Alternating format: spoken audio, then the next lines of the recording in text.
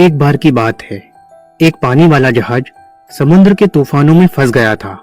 जहाज और उसके सभी यात्री डूब गए, केवल एक को छोड़कर।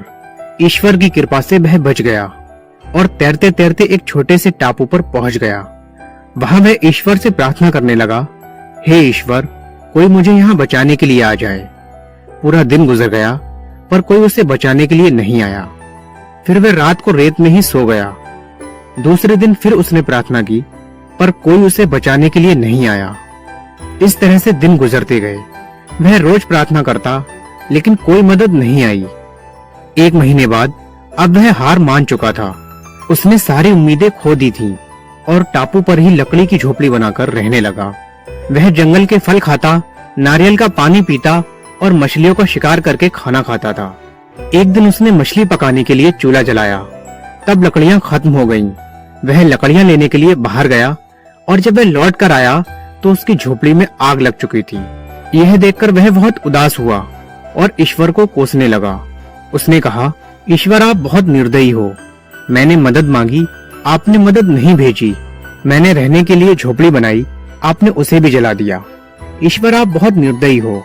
वह पूरा दिन ईश्वर को कोसता रहा। रात हो गई और वह बाहर रेत में ही सो गया। सुबह जब उसकी आंख खुली तब उसने एक बड़े से पानी के जहाज को सामने पाया। उसे अपनी आंखों पर भरोसा नहीं हो रहा था कि कोई उसे बचाने के लिए आ गया है।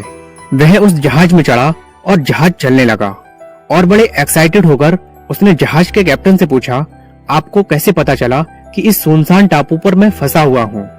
कैप्टन ने कहा, कल आपने ही तो फायर सिग्नल भेजा था। इस पर उस आदमी ने कहा, पर मैंने तो कोई फायर सिग्नल नहीं भेजा था।